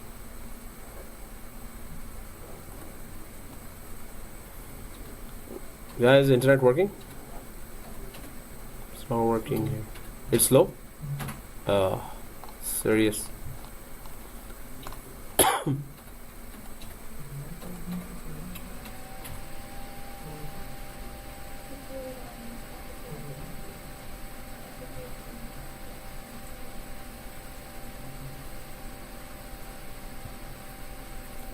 Okay, it's loaded. So this is the file, 4.6.2 offline storage. So I'm just putting that link on a notepad. So after this, see this, guys, there's a .NET installer framework. So just get this site there. I'm just gonna refresh that now. As soon as I click save, please refresh this a notepad site inside your server 2. If you refresh, it's going to download directly inside your server 2 Internet Explorer, right?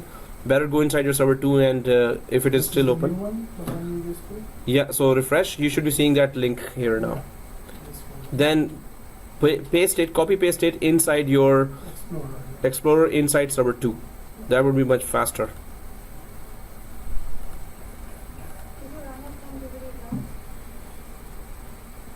Yeah, no, double click the DVD drive directly.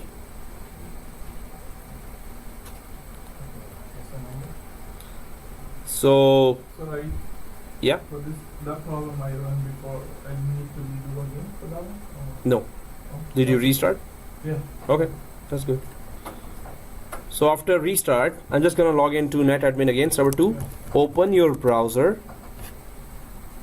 inside server 2 and just paste that link. It's gonna download from within the browser. So I'm opening the Internet Explorer inside server 2 because I want to download iNet Framework 4.6.2, and that's the A notepad here. I opened inside server 2. This is the link that I see inside the Internet Explorer inside server 2. So I'm just copying that link and pasting it on the other tab in the browser. So within server 2, if you do that, somebody's taking lunch. Okay.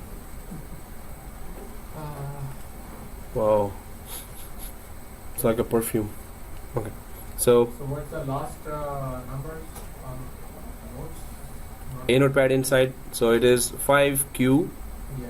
GPT2. Again? Well, if you want to open it, if it's not open, For download? Oh, internet sucks? Yeah. Yeah, there's that angry beating on the keyboard. Or is it happy beating on the keyboard? Oh. Oh, this is biryani. Hey, could you stop it? Stop eating, or at least don't send that smell here. 6 times a week. Yeah, every day. Somebody's getting fatter. Yeah, maybe it's not cheaper for the college. I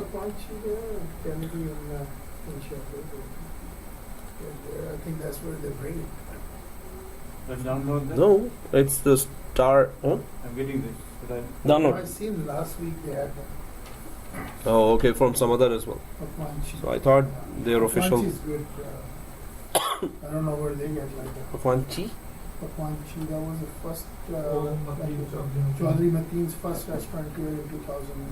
Canadian Shepherd. And Shepherd, okay. But they were 2 partners and then they split. Oh. So the other one, these others. There was a Karachi kitchen for now. Many Mhm. makes and sell the restaurant and open another one. There's so many. So, Silver Spoon, there's the. Yeah. golden spoon. So again the PowerShell? No, no. Did you install that down? Did you download this? Yes. So just run it. Once you download it, click run. No. Mhm. Are you I did running it the through? same, like I just copied from there, put it in a notepad. What? The link? Yeah, the one you just put it down on the notepad. So that's a download link. downloading So you go Internet Okay. Explorer. Internet Explorer, put that link and download the small file from there. Now we have to run it after download. Yeah, after run it. After download, run, next, finish, install. It's a very small software. I have to read except. Yeah. Install on Now it is. Mm. And Your nose is like No, really I'm biryani first. sensitive. If it's biryani, yeah. You're right about okay? it. Hmm? But it's okay. Yeah, next, finish. Huh? Next. No, it is biryani. So, yeah. Oh man, this is brutal. Server 2. Biryani. You have in freezer No, some no, biryani or no?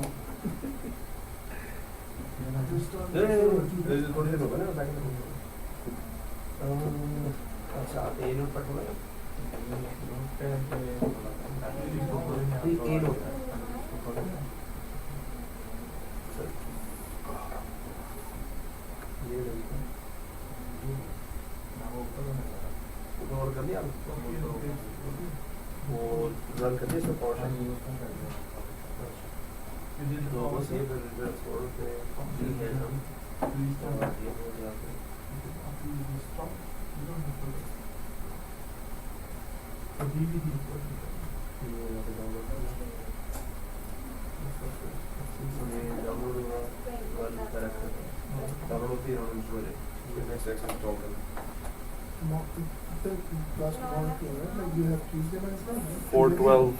No, for exchange. How many days? Only one? Yeah. Is it only once a week? Yeah. And then there is VMware new one starting once a week as well. Ask me to restart.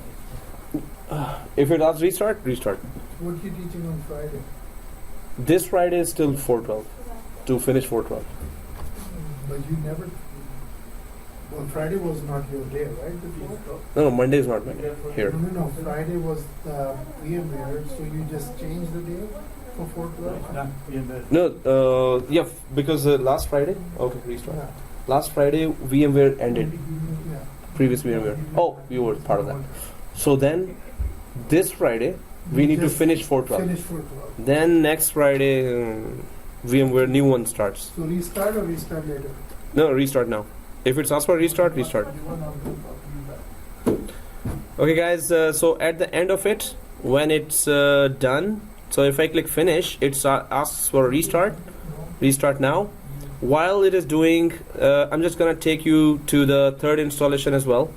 Third. So the thing Yep. is, what the link you Mm-hmm. put it down, not the one you put it in the notepad before. What this is installing 4.5 .NET framework, right? Yes. But the one before that, what that was installing? It was a script. It was a script that was configuring Internet Information Services (IaaS) services for Exchange Server.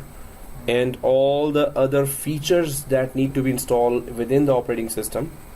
Also, it was just doing all that. So it is good that we're lucky that this script is there. Otherwise, we would do all that manually. That would take us hours after. But we have to install IIS server for oh Exchange? yes, Exchange fully uses IIS server. Okay, so script to install IIS server. Yep. And IIS configurations as well. Advanced configurations as well. It is doing automatically.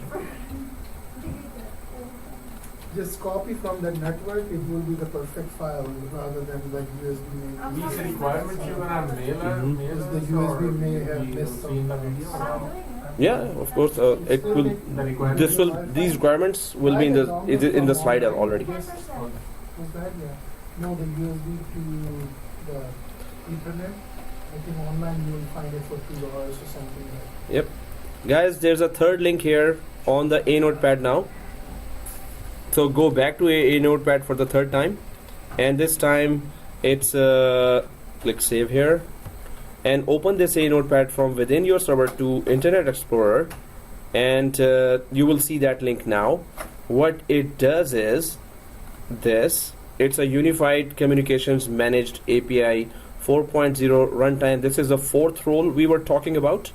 So it installs the features and services it for that. Once we want to configure these features for unified communications, will be there. So this has to be installed, otherwise Exchange again spits out some errors. So if you go back to third time to the A notepad again from within the server 2, I'm just gonna go there. After restart, I'm just going to log in again.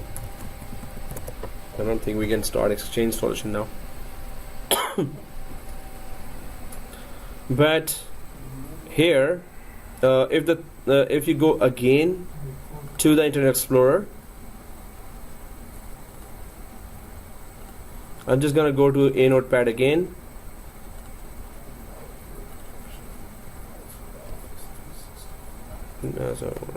Okay, so the third link is there as well. Download the software from there as well. Third link. Copy the third link and paste it inside the Internet Explorer. And just download and run it as well. And at least, if it is done, the third one, then at least go to the prerequisite check by starting the Exchange installation again. But first, do from scratch again, right? yeah. We just have to. No, DVD is there. You just have to double click and start the installation again. If you're staying here, then you can see the whole installation. Otherwise, we're gonna do the installation together in next class. So unified communications here. Download this file as well. Yeah. Download and run. Only 2 links, right? Yeah. So there's the third one I just put. First is the script, 2 are the links. So there are 2 links in A notepad. Did you download the third one? Azhar? Yeah, my Okay. Oh, you're doing on both? I'm saving my notes here. Okay. Work here. Nice. Then I will go home. I will do this one on this computer. I need the software here. I need the notes here. Ooh. Because And huh? USB wasn't working, right? Yeah. I have to work on this one. Bingo.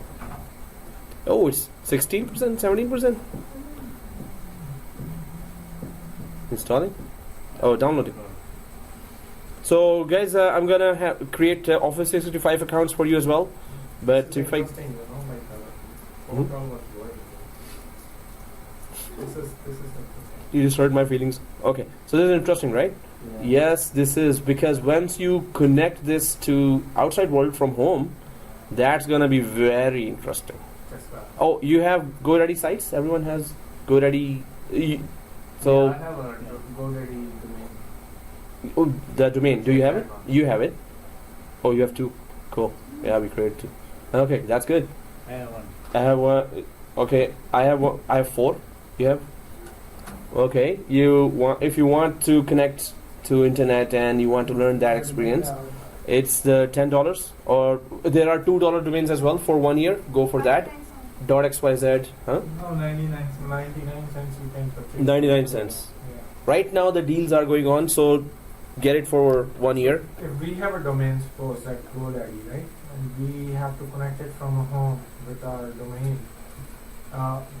Actually, we can connect. We have a domain name, but we have to make some changes in our routers, right? Yes. For outside world. So I'll tell you what exact changes. It's just for Exchange you're connecting. Yeah. So port 25 in out has to be configured in your router. So you have to go inside your router. If you don't have the password, just call the ISP, and they will give you the support. Will give you the password for local admin. $49. Wow. GoDaddy. So guys, purchase one GoDaddy domain because we're gonna try to connect Office 365 to the custom domain. This is the lab that I'm doing in nearly 3 or 4 types of courses that we need to. I will be giving you Office 365 package. You need to connect. You need to buy that GoDaddy domain, and then we need to connect that to Office 365, and then we're gonna connect. GoDaddy or anyone? Better GoDaddy because Microsoft has collaboration with GoDaddy, so it creates easily those accounts So there. GoDaddy is $10 a year. Yeah, well, 99 cents. Now GoDaddy? Yeah. No. For your domain, if you What's that? for the domain name, right? We have to buy a domain name if we have it already, right? If it, We have it. but you're not using it for anything, right? No. Okay. So Yeah, that but- domain name we can use it. Yeah, we can use But it. what kind of software we need it on our end? Nothing. Just if you have access to the DNS area of the domain, that's all we need. And of course, you must have access. We will install Exchange server on our end, On our end, yes, we will install Exchange server. Yeah. right? And on GoDaddy, we will we will change the host track at some. Oh yes, we're gonna do a lot of changes, and when we're doing that, I'm gonna explain the whole scenario there at that time. But where are you gonna host? Like you need the hosting too? Or? No, we don't need hosting. We just need a domain name. Okay. Apply Active Directory split image. You're not gonna check that, right? No. But are you going for the full installation? Because we can just check the prerequisites now. It's already 2:00. So guys, did you install this one API? Yeah. Okay. Next, I have read install. Okay, well, yeah, so it's all good. So don't install them? Good. Is all good? Because it's gonna take. It's letting you go ahead. Yeah. There's only warnings there. Yeah, only warning setup with prepare and TechMat, whatever. It- Two lengthy pages long, right? After this operation, will not be able to install any Exchange server to enter to Yep. So click finish here. So just don't do anything or? Well, if you start now, it's gonna take till 3 or 3:30. If you want to stay this long, yes. So Otherwise, just close it then? just close it. So guys, check the prerequisites and then go. So I'm just gonna double click that until the prerequisite only, and then we're gonna cancel out the because this means that we are done with the prerequisites. Next time we just start install, right? And when you hit install, will there be more prompts to next? So you just can't leave it. No. Then call Mary to shut off. Yeah, good. No. So Okay, cancel. so next, I'm just starting the Exchange installation again. Double click the Exchange. Installing Exchange server on server 2, not on server 1. Because our one is domain controller and we have good RAM. If we had 16 GB, I would have gone for one only. So how the clients they gonna use it? They will use it from server 2. So we're gonna have Windows 8 as well. So if we have Windows 8, the clients are connected with Active Directory, not with a member server 2. So if they're connected with the Active Directory, they can connect to Exchange easily. Active Directory will tell where is Exchange in the environment. So redirect. Yeah, it will redirect all the connections. And what was the reason not to install on Active Directory? Because in production environment it's never on a domain controller. Second thing, domain controllers, there are some errors. There could be some errors. There are some extra steps we need to do just to install an extra domain controllers. So since it is not recommended in production, so why should we install? So yeah, like the companies, they have a separate SQL server, they have a separate Exchange server and separate Active Directory. So that's why because we can do that because it's 32 GB RAM. Because of the RAM, I'm doing that. Otherwise, yes, we would have gone for one. So it's the same environment. Yep. So guys, next, and I'm just going for accept license agreement. Next, just checking the prerequisites. I'm going next because there's nothing much here. Choose the mailbox server role, automatically install.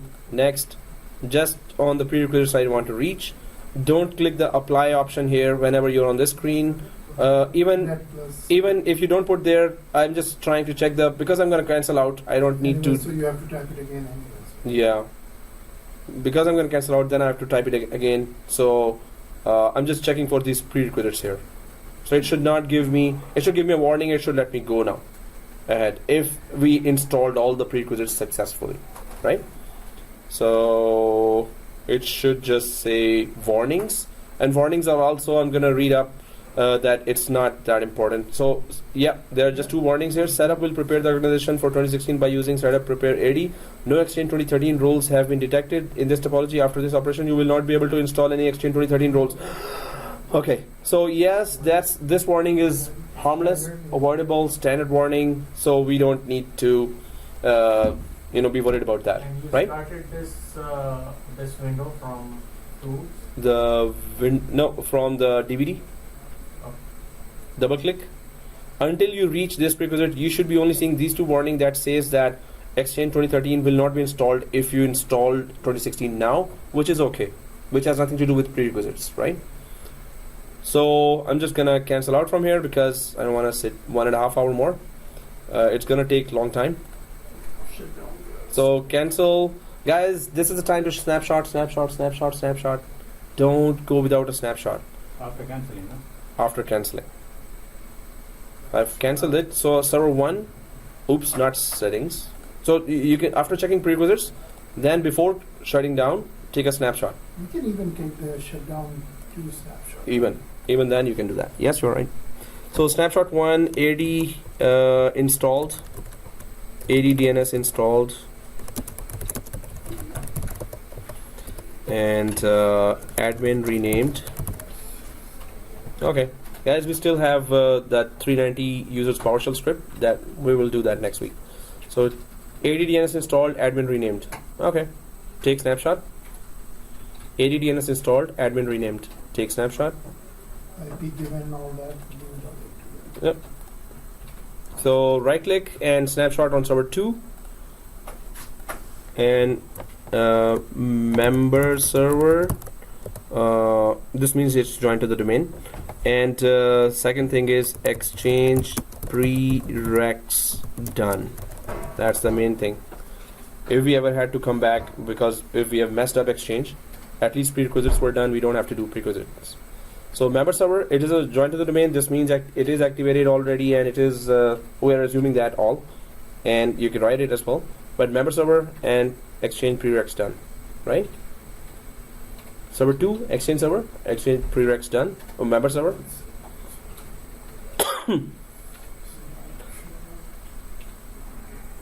Okay. I hope our machines are intact next week. Don't share your password. Members. Oh. I don't know the password. What's that? Oh, it's do. What was that? Do labs. Do your lab. Do your Do your lab 1, 2, 3. do your lab 1 2 3. So all, No, do the lab. Do the lab 1 2 3. it's all small. So capital D. Okay. Exchange prereqs done. I thought you did. Exchange prereqs done. Okay. So I'm just shutting down this. Do the lab 1 2 3. Do the lab 1 2 3 is the password. Shutting down. Shutting down.